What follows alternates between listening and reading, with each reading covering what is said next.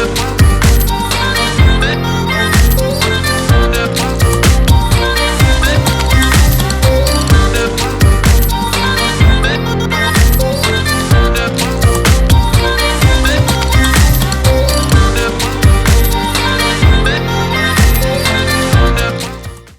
morning, good morning, good morning, and thank you for joining me on Friday's episode of the Roundtable Talk Show.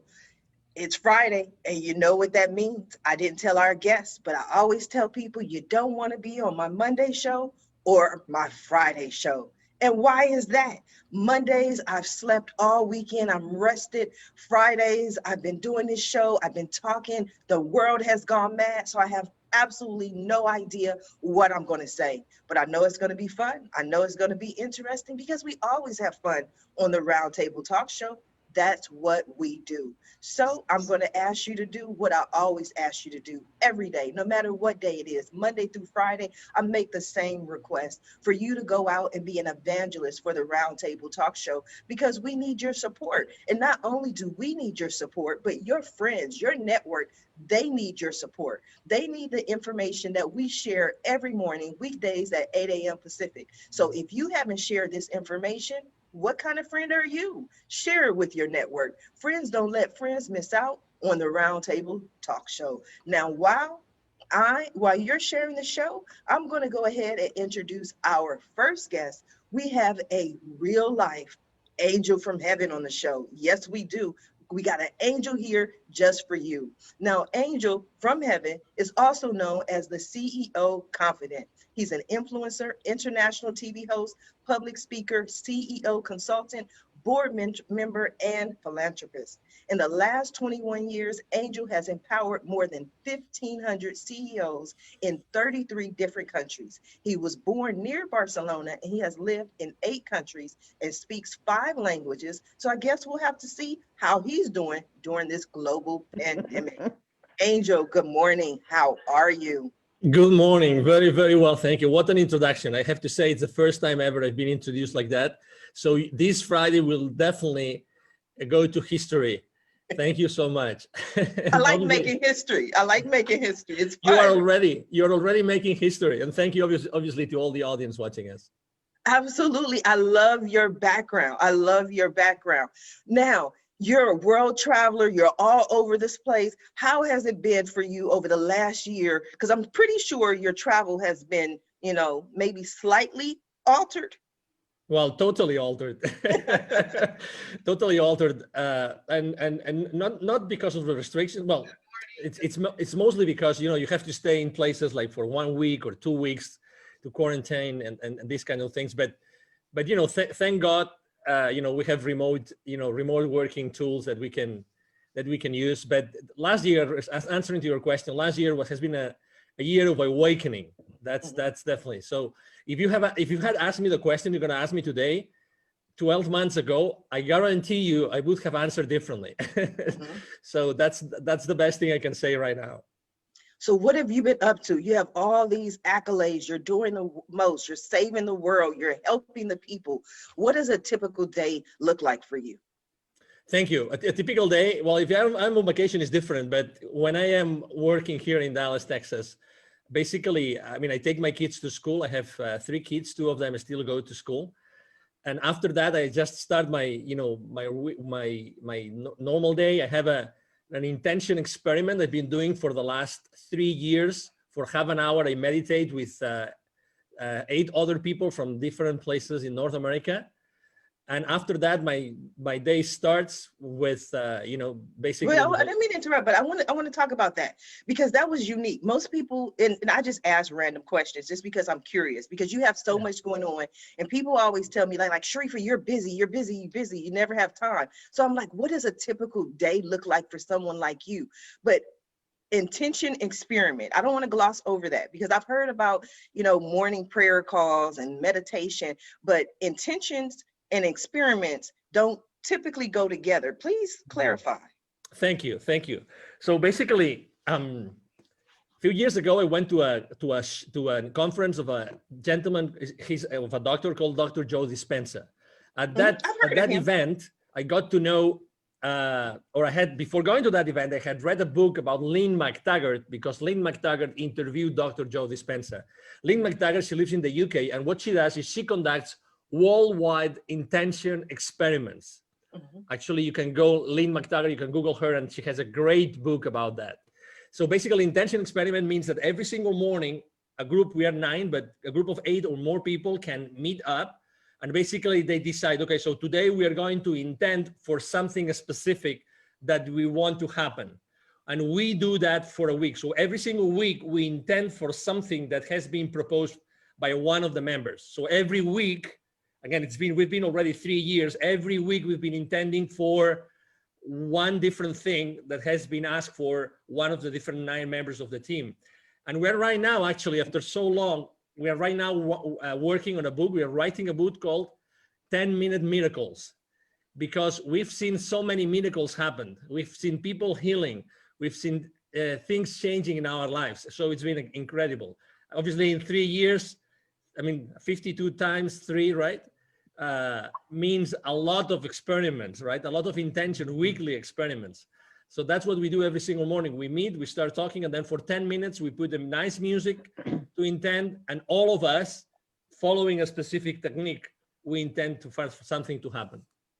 So that's amazing. I'm trying to figure out how I can get in on this call, because I need some 10-minute miracles or some 5-minute miracles. I like quick, fast.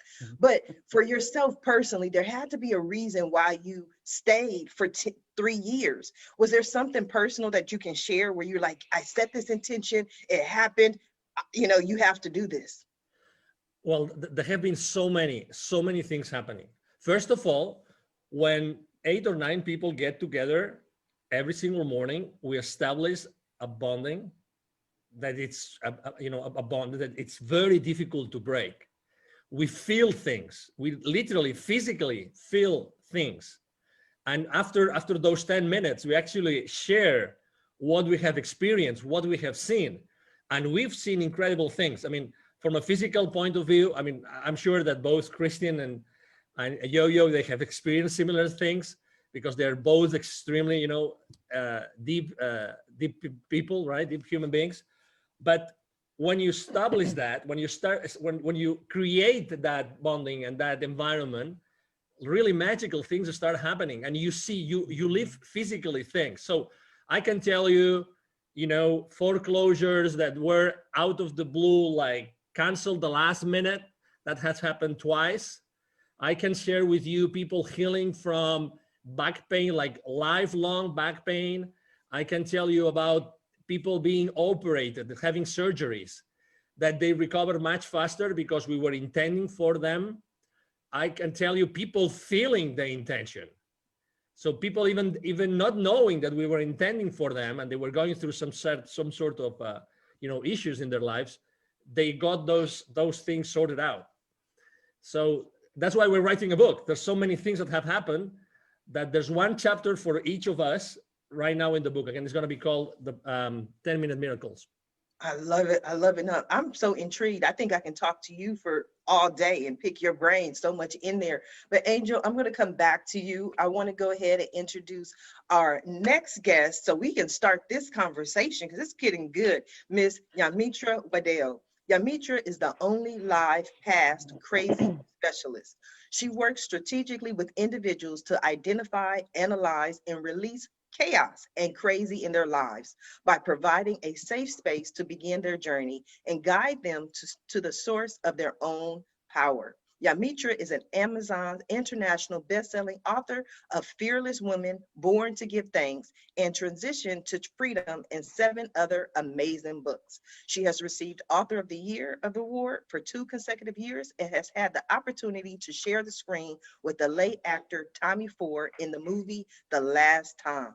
She is the founder of Be Fearless Inc., Waddell Consulting Services, and Bear Your Hair. Good morning, Yamiche. How are you? Good morning. Y'all made me sound good. I like these introduction things.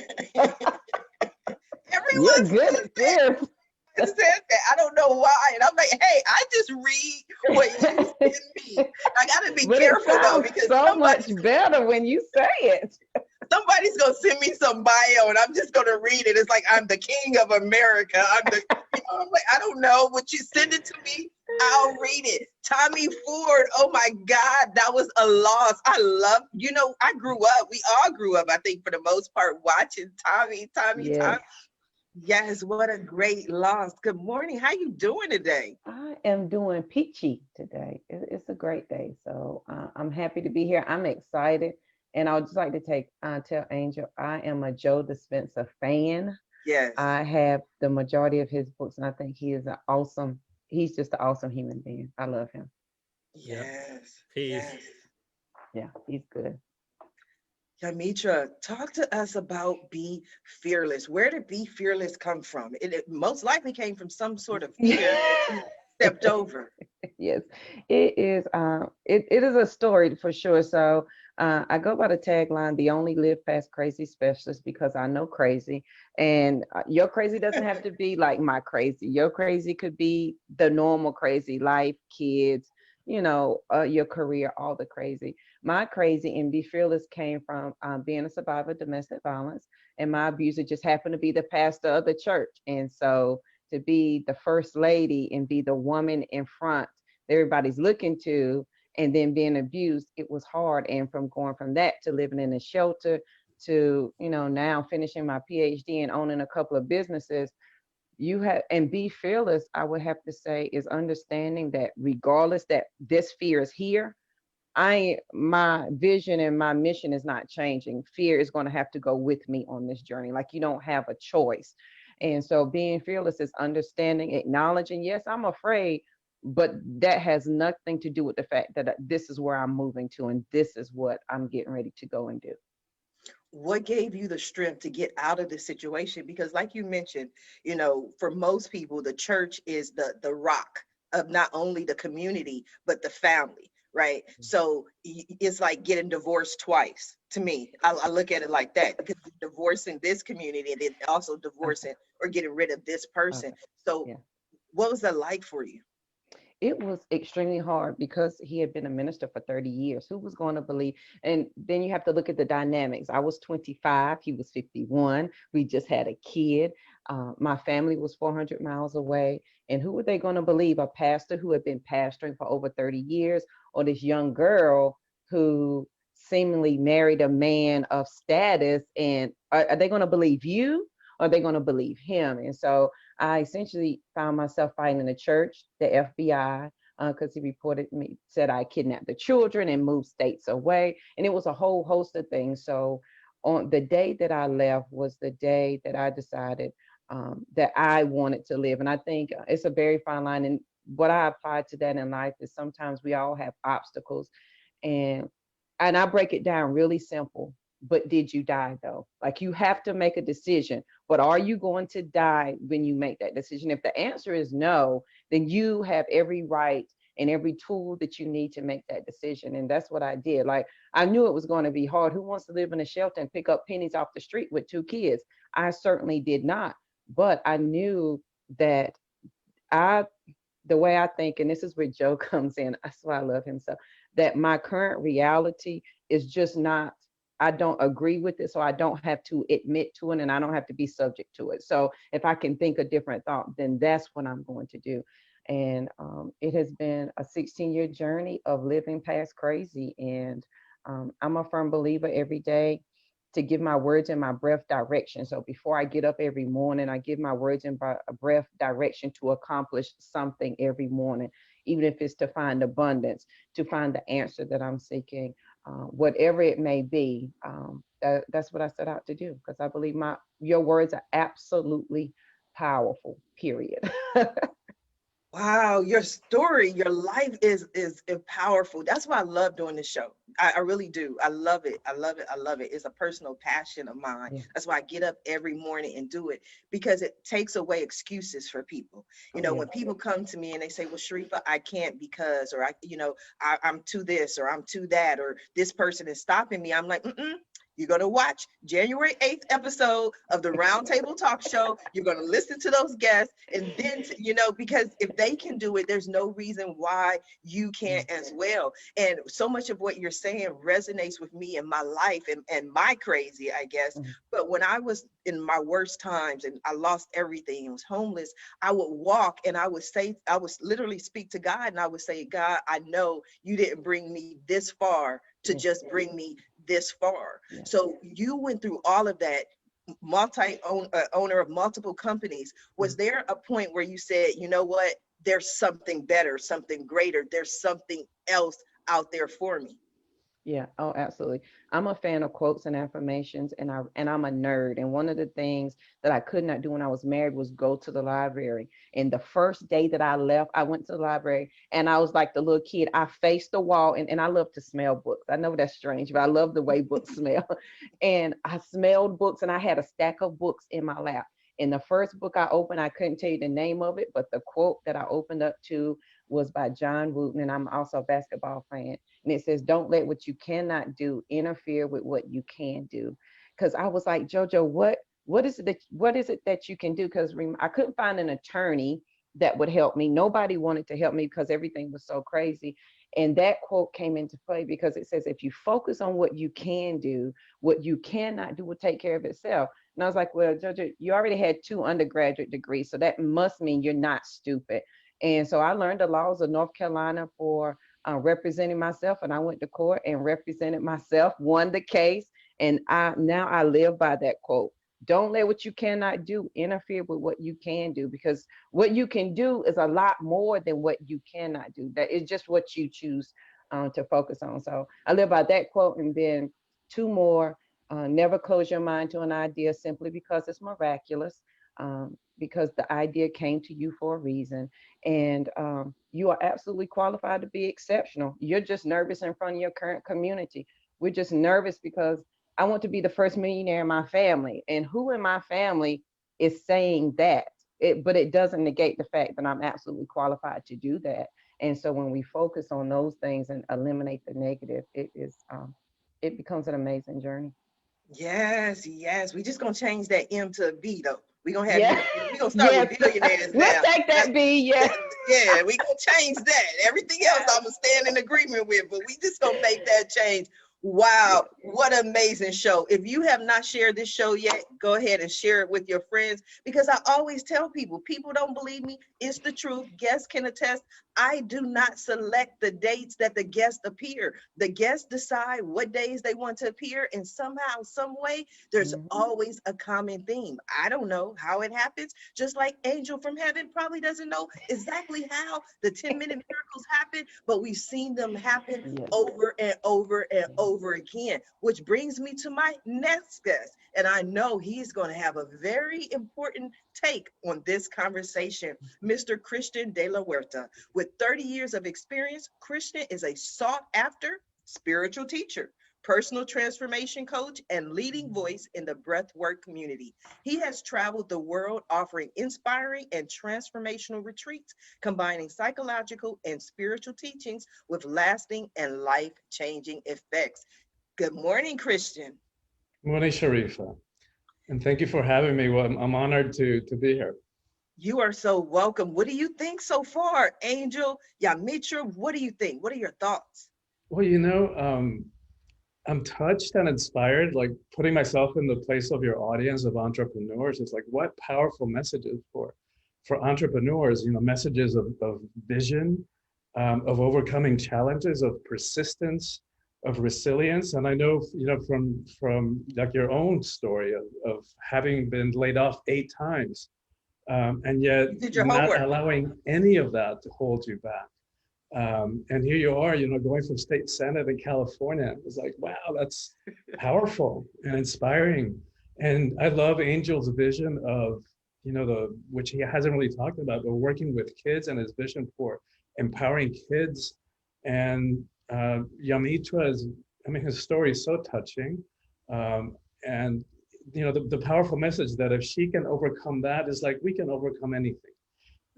And also her message of empowerment for all of us. Yes. What is Awakening the Soul of Power? Because I'm pretty sure it's going to resonate today. Yeah, well, it's a book I just released, and it's the first of a series of 3. And the title of the series is called Calling All Heroes. So what does it mean to live a heroic life in the 21st century, where probably we don't have the horse hitched outside and the armors and the demons to slay, except the ones in here.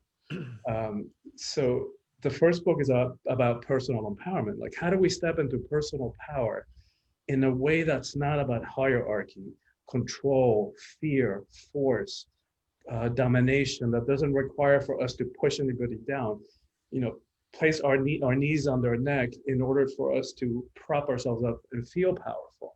So how do we do it in a different way? And the thing about it is that most of us have an ambivalent relationship to power. And we want it and we long for it, but we're afraid of it. And as I've been working now for 30 years, doing retreats and working with people's mindsets and helping people get free from fear and limitation, what I've come to realize is that what we're afraid of is that we might abuse it. And no wonder, right? Like, all we got to do is turn on the news or read the morning headlines, and every day witnessing countless examples of abuse of power.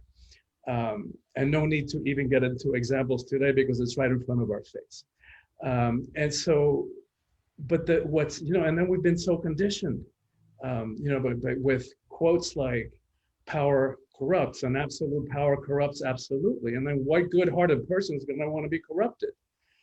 But what they forgot to tell us or failed to tell us is that quote from Lord Acton was it's part of a larger context where if you read the whole thing, the whole paragraph, it's clear that he's talking about political power, not about interpersonal or personal power. That's what we're all talking about here, right? Personal empowerment, in approaching it from different ways. And then the other aspect of that is we've been so conditioned as a society to be afraid of the emotions, right? We've labeled the emotions weakness, and especially men. Since we're little kids, we're like, little boys don't cry, because in some twisted way along the point along the way, we label the emotions weakness and feminize them, as is the feminine was weak. Like, if you want to talk about power, let's talk about the power of creation, right?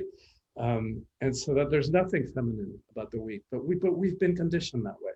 And so then we're afraid of conflict. We're afraid of confrontation. We're terrified that if we really bead all of who we are, that other people may not be able to handle us. So then we stuff ourselves, we stuff our emotions, and that doesn't work, right? What used to be spiritual teaching, that everything is energy, now we know from physics that everything is energy. Like, that's the case. It's no longer spiritual teaching. So including the body, including the emotions, we know from physics too that energy cannot be destroyed. So just because we stuff it, it doesn't go away, right? All those emotions don't go away. They get stuck in the tissues of the body, and we walk around with them. And after decades and decades of suppressing ourselves and suppressing our emotions, we walk around like these cauldrons of suppressed emotion, which we then start either react, like somebody just rubs us the wrong way and we react because we're reacting to a lifetime of suppressed emotions, and we bring damage to our relationships, or that energy has to come out somewhere. So it starts showing up in bodily symptoms, cancer, ulcers, heart attacks. So we've got to learn how to feel and how to identify our emotions, and learn how to communicate them responsibly, courageously, compassionately even. I think that is powerful. We're all on the same page today. I think that's so wonderful. Everything you're saying resonates with me. And it also reminds me of, like you mentioned, I am running for Senate 2024. I'm excited about that. In 2018, I went through this journey, right? For some reason, I started meeting all of these psychics and channels and mystical woo-woo people, and everybody, I would have all these different sessions, and one person after another said the same thing. They would say, Sharifa, you're not standing in your power. And I'm like, okay, thank you. I don't know what that means, but thank you. And then I go to the next person and they say, Sharifa, you're not standing in your power. And I say, okay, thank you. I don't know what that means, but okay, 2021, I know exactly what that means. Yeah. And it wasn't a fear of mine that I wasn't able to, or I was afraid of, but I think I had more of that. Why would I run for city council? Why would I run for Senate? There are, trillions and billions of people on the earth. Why me? And then I had to get to that point of why not me? This is something you're passionate about. Why not you? So I don't think it was the fear for me, but it was just understanding that I do have a voice. And what I've done, just having all the guests for the last year on the Roundtable Talk Show, that took a lot of power to provide a platform for some of the greatest people in the world. But I didn't understand that it was power in doing that. Does that make sense, Christian? It makes total sense. And thank you for doing that. Thank you for saying yes to your own call, to step into your power and to do heroic work, right? What all of us are doing is heroic. The way that JoJo got herself free with two little kids, to support, that's nothing short of heroic. And so I love this conversation. And another way that we see commonality in all of us is this desire to make a difference in the world. Mhm. Right? So and it's that desire to make a difference in the world, that conviction, that allows us to use JoJo's framework to not allow fear to hold us back.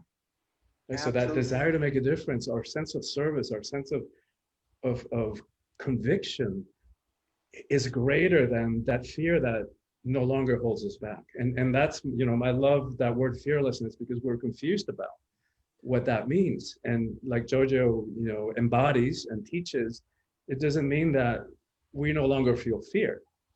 It just means that we no longer allow fear to hold us back.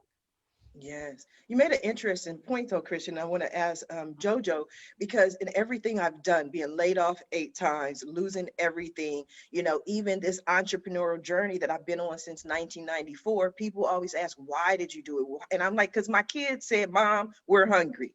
There wasn't this deep rooted, I want to save the world. My kids were like, Mom, dinner needs to be served somehow, some way. So JoJo, when Christian looks at you and he's like, you know what, just getting these 2 kids out of this situation, that's powerful. And I agree wholeheartedly, there's power in that. But at that moment, were you thinking about the power, or you're just like, I got to get out of here? Oh my God. I was thinking, and I'll just give y'all a quick backdrop. The day I left, my abuser had taken advantage of me in front of our 3-month-old, who was a preemie, who had just got out of the hospital. And so she was only 60 days old, and she only weighed 4 pounds. And so he had taken advantage of me in front of her. And I tried to kill myself that morning. And then the next morning, well, that night, he tried to have me committed to a mental hospital. And I was like, this can't be my life. Like, is this going to be my life statement? And then that morning, July 26th at 7:30 in the morning, I stood at that front door and I cried for 35 minutes, because I knew when I opened up that door, it was going to say door open. And he might have been a heavy man, but he was a quick man. I was like, either I'm going to die trying to leave here, I'm not going to willingly let you kill me. And that's exactly what happened. Mind you, my family was 400 miles away. I didn't know a soul. I had no money. I drove a car. The front wheel fell off if you went over 45. There was no tag, no registration, and no insurance on the car. So when I left, it was the last thing it was my last ditch effort to say, if you're going to live, today is the day. Well, you better put all the living you got in this moment right now. Come hell or high water. That's all you got. And that is what allowed me to walk out that door. Now, has it been easy? No. The lights off, power off, gas off.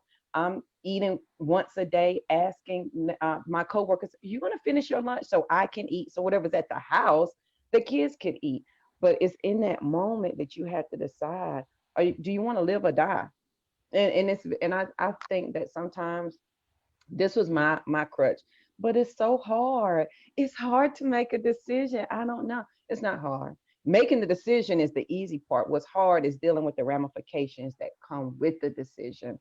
And so for me, out 2 things: is this going to be my life statement? Are these going to be the last words that everybody's going to know JoJo for? And are you going to put all your living into this moment? And if that's what you're going to do, then sister, you better get moving. Absolutely.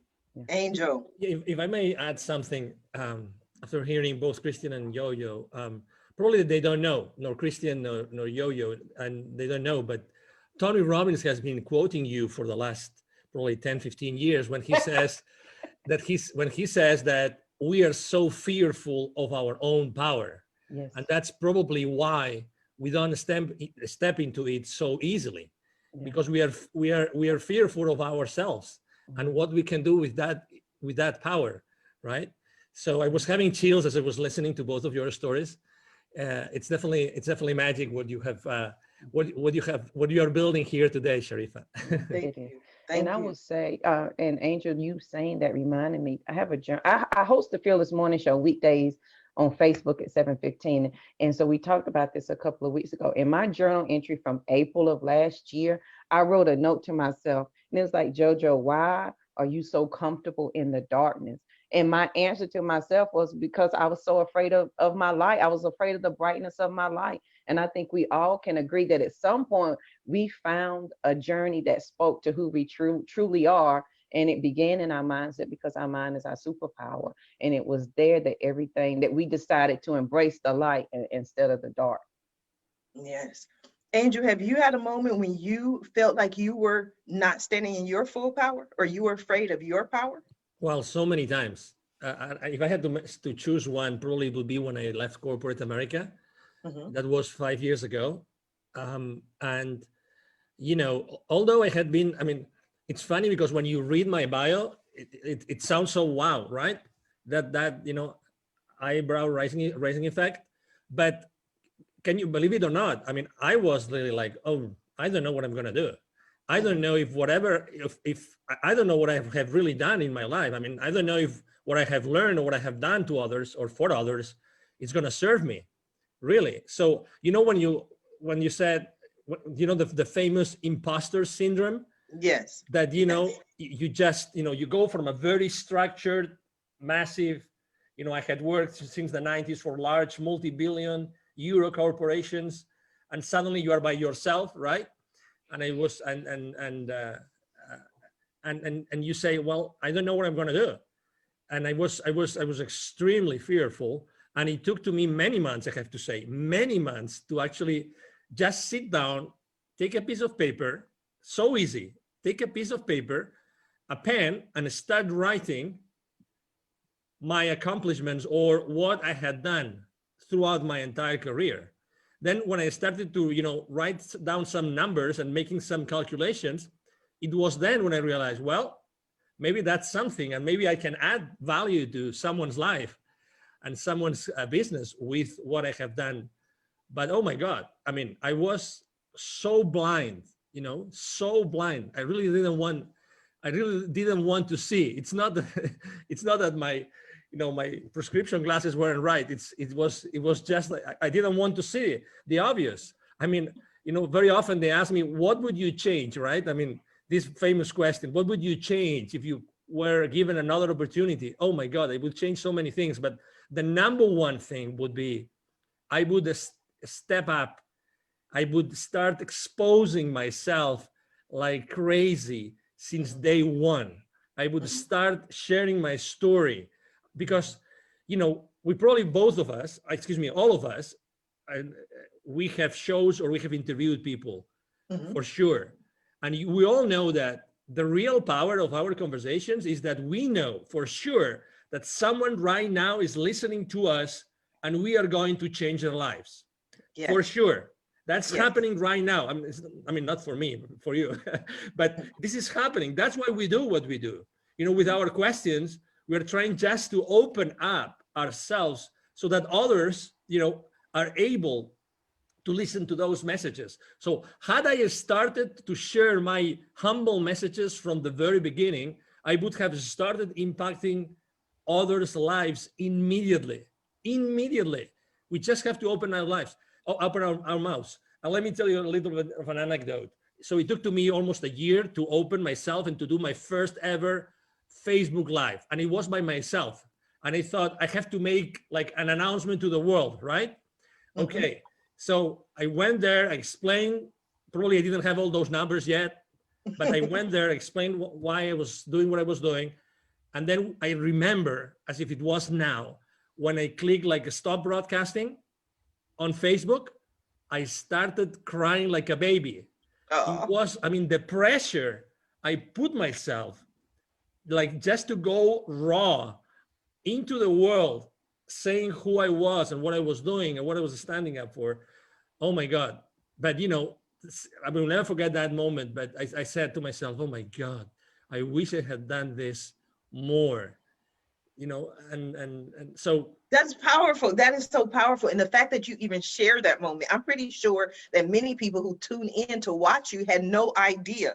I mean, when we do our shows, like you mentioned, all of us in some form or fashion have a show or have an audience, everybody thinks it's so easy, you know, but it's not easy to be vulnerable. It takes a lot to be vulnerable and to talk and to share your message. Yeah, absolutely. And probably, you know, right now, I mean, I don't care that much because, you know, whatever happens, happens.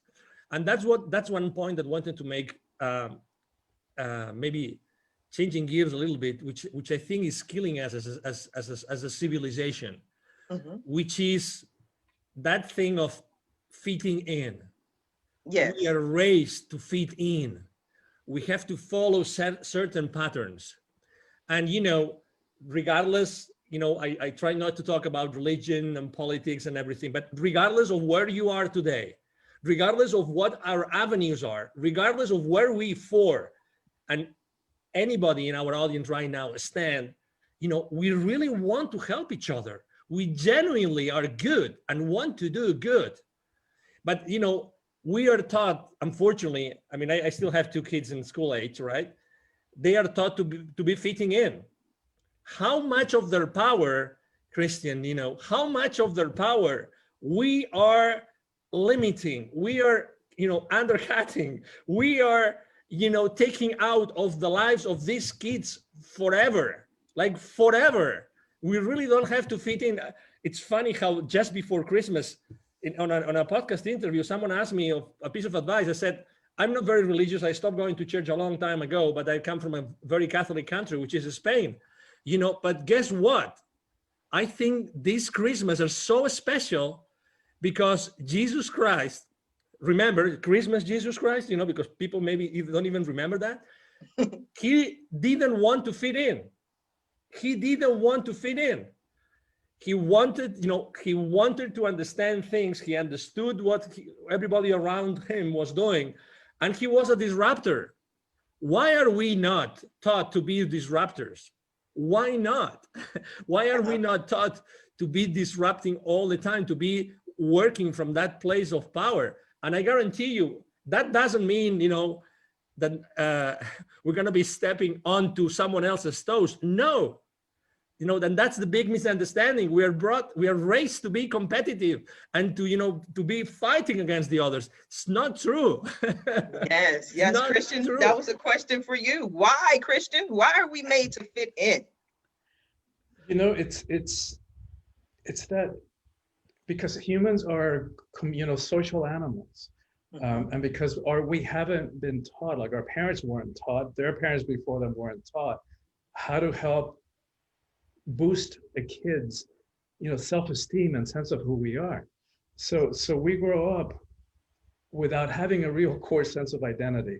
And I love what Angel spoke, except that the only word that I would, you know, challenge is forever. Because yes, in a lot of cases, we know people give up their power forever. But I don't want to highlight that. I don't want to leave that in the space, because that is what the times are calling all of us to do, which is to reclaim our own power and find ways of expressing it that are a match for who we are. And it's going to be different in every time. And that's one of the ways in which I guide people by the hand in this book is helping them understand why we have a conflict with power. And part of it is that we've confused that there's different types of power. So one of them is, you know, I talk about worldly power or egoic power, which comes from the ego mind, which we don't have time to get into today. But one of, you know, some of the qualities of that are, you know, we associate power with things that are outside of us, external. Like we tend to associate people, you know, who have money, who are famous, who are some part of, they're either some part of a hierarchy. They're CEOs, or they have some political or religious hierarchy or social or educational hierarchy. But the thing about those kinds of power is that because they're external, they're fickle, right? They're here today, gone tomorrow. Whereas the other kind of power, which I call soulful power, spiritual power, is inside of each one of us. Nobody can give it to us. Nobody can take it away. And it's actually more powerful, right? So I think of Gandhi or Gandalf, in the Lord of the Rings, with their simple monastic robes and their sandal feet. You would never know how much power they hold until it's needed. And then watch out. Like, Gandhi, and I know that you quote Gandhi, Sharifa, and be the change. But he brought the British Empire to its knees when it was at its highest point, globally, in terms of global reach, without ever landing a punch or shooting a gun. And talk about power. Yeah, I think so often you make an excellent point. When we think about power, we think about power as far as putting people down, and like you said, keeping people down, or just simply brute force. Like, we associate power with, I have to just go in and take over, and that kind of power. But I've learned that power can be gentle. You know what I mean? You can speak softly and still wield the same power without having to be aggressive or argumentative or controversial. Some things may wind up being controversial, but you don't have to just go at it at such a and the world is changing. One of the things that people keep talking about is that we're moving more towards the maternal. We're moving more towards the feminine energy of just, what are your thoughts on that, Christian? Well, it's a great question for me. It's one of the things that I'm passionate about, because my book is for everybody, of course, but it has a particular message for women, because I'm convinced that the single most important thing that needs to happen in the world is the empowerment of women, and not to make women better than or put them up on a pedestal. Women are just as capable of abusing power as men are. But it's because we have been so, as a world, as a species, we've been so out of balance for way too long. And for thousands of years, where the feminine, was made less than. And to that, we can connect all the other issues that we face. When women are in 50% of power, and when we all, regardless of what kind of body we're in, when we all reclaim the feminine, because we all have masculine and feminine energies in each of us. So when we all reclaim that, and when women are in at least 50% of power in this world, we're going to have a very different relationship to all of it, to war, to poverty, to hunger, to how we treat the environment, all of it. It's all connected to that. And so when I think about strategically, like if there was one thing that I could focus on in my limited time, here on this planet, that's what I've landed on. Because by empowering women, we impact everything else. Yes. Angel, what are your thoughts on what Christian had to say?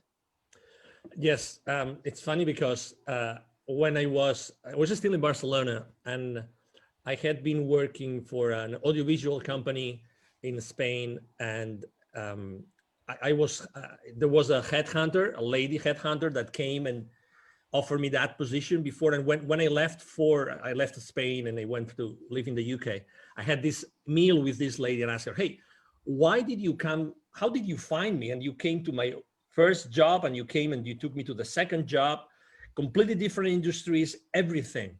Why? I mean, why? Because I went from working, in a university to working in the private sector. And she said, because Angel, you have something. And don't get me wrong, I mean, that's the 90s, okay? So because you have something which not many people have, which is your feminine side is very pronounced. And I said, what do you mean? And why did it make me a good candidate for that position? And he said, because you see life differently, because you are able to put forward things that other people would hide. And throughout my life, it's been funny because I've always worked with more women than men. Every time I have had to actually build my own team, consistently, I've been looking for female power to compensate what was already in place. And I have always felt extremely comfortable working with women. And in corporate America, I have to tell you, in high tech, that was my industry. I mean, if there were maybe, what, 10%, 15%, and probably only on maybe marketing, well, you know, legal, all those specific departments, right, or functions. But in my case, it was always very clear. I mean, women confront life in a completely different way. And it's completely complementary to what we do. You know, there's no good or bad. I agree with you. It's obvious. It's very clear, Christian, that, yeah.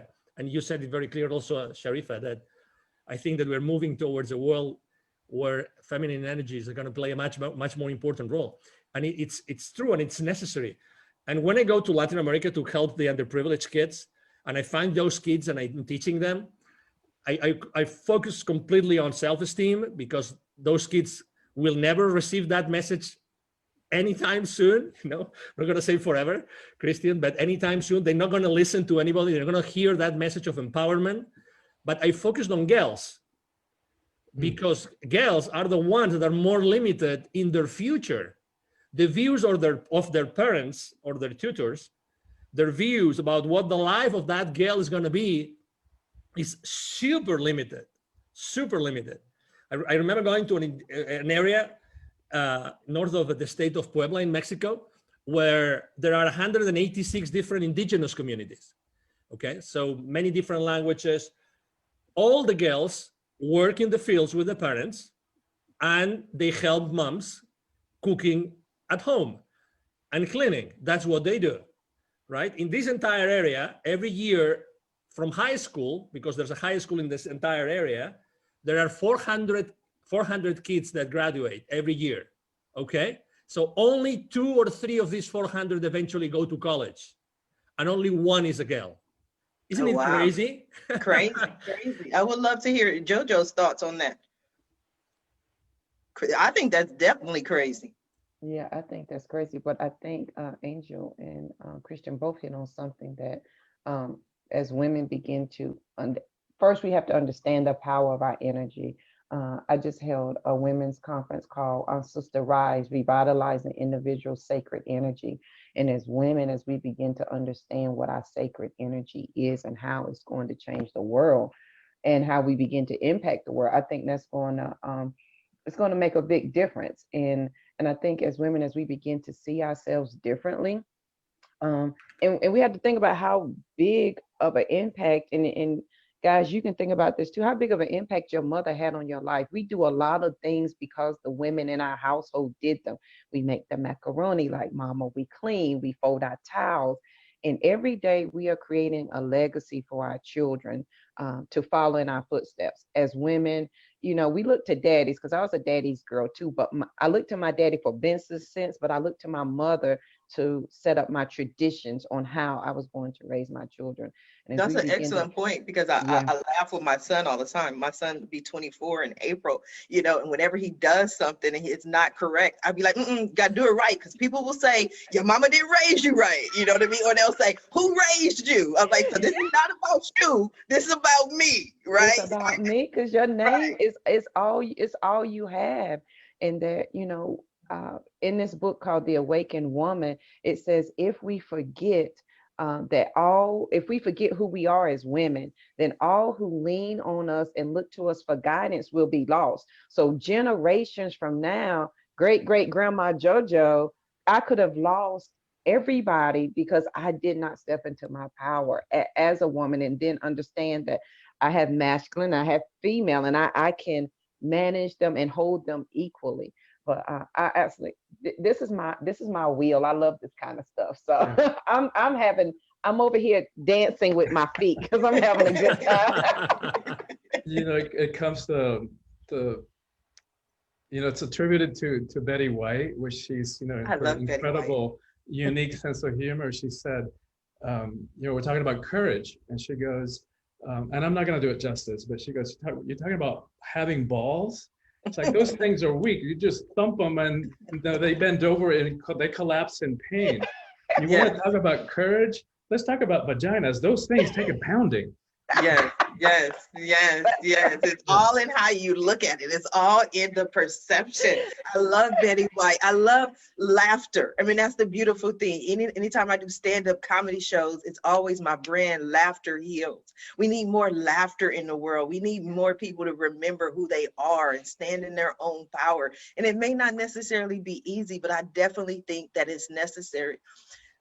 Jojo, I want to go back to something that you said earlier in the show, when you were making, when you, after you left the shelters, at what point, because I think this is very important for the audience, at what point did you really decide to stand in your power as far as being a business owner and be an example and start your conferences? What made you say, if not me, then who? Because I knew it was something I needed. No one was.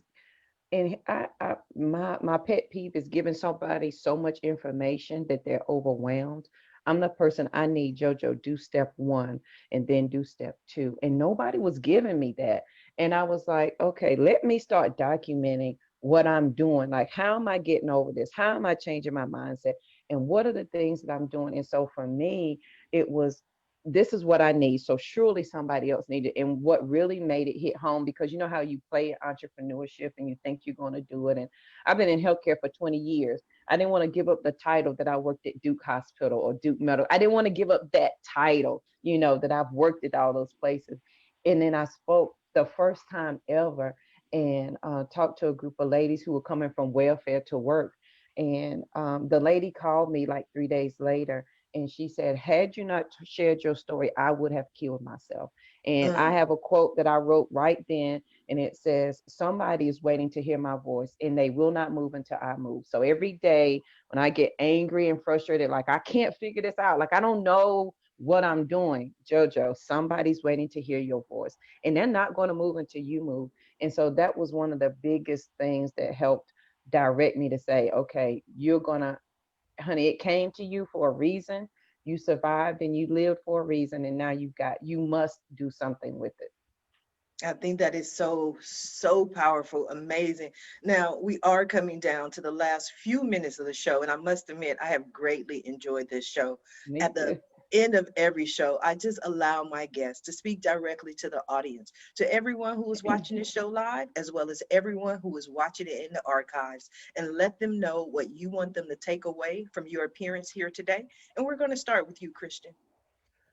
Good. Thank you so much. And I want to, add one more thing for the men in the audience, because the current system, of toxic masculinity that we've been living in for the last, who knows how long, thousands of years, is not good for men either. Right? Of course, it's oppressive women in ways and in ways that are completely unacceptable and enough. But it's also been incredibly limiting for men. Like, no wonder men, have a shorter lifetime. They die 3 years before. No wonder the rate of suicide among men is like 3 times. I forget the exact number right now, but it's way higher. I think 70% of the suicides in America are committed by white men. So it's not working, right? The system is not working for men either. And it's time that we all figure out a way to reconnect with who we are, to reclaim our own sense of self, our own sense of power. As far as I'm concerned, we're living in the most critical times in the evolution of humanity. Make it or break it time, right? And so whenever one of us feels that call, like all 4 of us here have to be more, to say yes in spite of the fear, and to step into roles that we don't even know how it's going to work out, that the universe has a vested interest in each of us doing that. Because as we do that, and when we do that, the ripple effects will be felt. And like everybody here was talking about, like Angel was talking about, making a difference. That's how we all get out of this collective hole that we have dug ourselves into. Yeah. That was powerful. And that was actually a very interesting statistic. I had no idea that 70% of suicides are white males. I did know, I found this interesting fact out, is that more women than men attempt suicide, but more men than women commit suicide. Is because men do suicide in deadlier ways. Women tend to take a bottle of pills and wake up in the hospital, but they live to see another day. Whereas men, they're done, they're final, they get the shotgun and it's over. So very interesting. We have to heal the world so no one is in that position where they even contemplate or even think about suicide. And we're all here to help them. Thank you for that, Christian. Angel, what do you have for us? Thank you. One of my favorite sayings is taking perfect action now. And I do that because most of what I do is I help both, corporate executives and entrepreneurs to accelerate the growth of their businesses through expansion and exposure using different techniques. And every single time, I'm very involved here in the Dallas area with the different business accelerators, business incubators, etc. And every single time I'm helping someone reinvent themselves, pivot in their businesses, I always have this same conversation. You all have an immense power inside to create wealth for the rest of the world. All of you. Tony Robbins says something which is extremely smart, which is, your wealth is totally dependent and proportionate to the amount of people that you are able to serve. And I have to tell you that every single one of you have something inside your professional career, your life, that nobody else in the world has. Nobody. We all have lived completely different lives. Even if you think you are not adequate or you're not enough, you are already enough and you're already adequate. And you can already start. To offer your products, your services to the rest of the world. So I would encourage you to take imperfect action now, to start changing your life immediately, stepping into your power, as Christian and Jojo were saying very, very wisely, but do it today, do it immediately. As you realized, I think that many of us were confronted with death in the last 12 months, right? Like it or not. We had to think about death, at some point. So, hey, we can do so much good in this world and the world needs us. And if it's not us, it's not going to be anybody else. Exactly. It's great when I was listening to that from Jojo. It's like when I created my nonprofit Wisdom for Kids, I said, if I don't do that, who's going to do it? To be honest, nobody's going to do it. Nobody can do this the same way that we are doing it. Nobody. So I love your passion, Angel. You are passionate. I love it. I love passionate people. Totally. You are so passionate. Totally. So that's my 5 cents, Sharifa. Oh, thank you for 5 cents. Usually we only get 2 cents. So I like that extra 3 cents. I love it. I love it. I love it. Thank you, Angel from heaven. Jojo, what do you have for us? Angel, I want to give you a word that I made up, but I think it will fit just right with you. It's urgentaneously. Like we have to take action urgentaneously. My kids hate when I say that. I need it done urgentaneously. They're like, that's not a word. Doesn't matter. It is. My daughter makes up words all the time. And I'm like, if Will Smith can make up Jiggy, you can make up whatever you want. So hey, I like urgentaneously. I'll just credit Jojo for that one. Yes.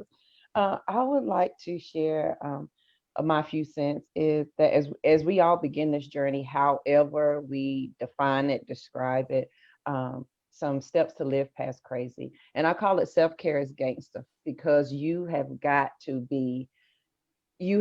really want this for yourself to begin this journey. So there's just 5 things that you can start today.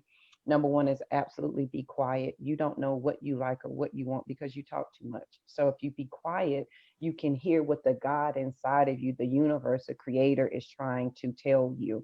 And there's a wealth of information. You have the answer. The problem can't exist without the answer already being there. They go hand in hand. Often we talk too much that we don't even want to acknowledge the answer. Number 2, be willing to understand. That means you've got to, at some point, acknowledge and work through all of your stumbling blocks. Ain't no way around that. Like, you've got to be willing to do that. Number 3 is allow space for yourself. Allow space for healing and grace. I learned that on this journey as I was growing, I had to make room inside of myself for JoJo to be great and not be small. And Grant Cardone says it's you do more damage by living small than you do by living great. And so you got to make space inside. And then when you do that, give yourself some grace and peace. Forgive yourself. Yeah, you made a stupid decision, but you made the best one that you could at that moment with what you had. Give yourself some grace and peace, sister, and move on. And then respect the power that's in you. And you do that with wisdom and peace.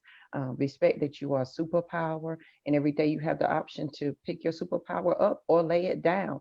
And I would tell you that, and people say, Jojo, I'm not like you. Like, I'm not powerful, honey. Jojo ain't either, but please let me tell you something. You are so powerful that you convince the God in you that you're not good enough to do anything. That's how powerful you are. You override the innate universe inside of you that says you're a creator to say that you're not. So you can't tell me you're not powerful. You do it all day, every day. It's just what you choose to do with it. So respect the power that's in you.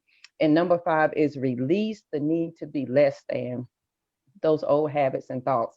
At least I'm not as bad as, at least I didn't do that. Release those words because they hold you exactly where you want to be. And it's not until we're willing to take responsibility for where we want to go that we're able to leave where we are right now. So as you begin this journey, I welcome you on your journey, because you couldn't have came any other day other than today, because you couldn't have understood it. You couldn't have received it. It would have never made sense. You would have said, JoJo's crazy for real. And I would take that title because I'm the only Live Past Crazy specialist. I'll handle that title. So as you begin your journey, I welcome you. It's going to be amazing, and have fun with the ride. Absolutely. I have truly enjoyed today's show. It has been an amazing show, amazing week. I want to thank my guests for joining me here today on the Roundtable Talk Show. And I especially want to thank everyone who tuned in to watch the show live, as well as everyone who is watching it in the archives. Just because you didn't catch the live show does not mean you're not important. You are very important. We still need your support. We still need you to watch the show, share the show, but please don't just watch the show. Please don't just share the show. Support our guests. Visit their websites. Pick up a copy of their book. They came here this morning to share their message just for you. So support them. Their information, their websites are in the Facebook post. And if you're interested in more ways that I can help your business, or maybe you want to be a guest on the Roundtable Talk Show, please visit my website at asharifa.com. Until Monday morning at 8 a.m. Pacific, everyone have a safe and a blessed weekend. Bye now.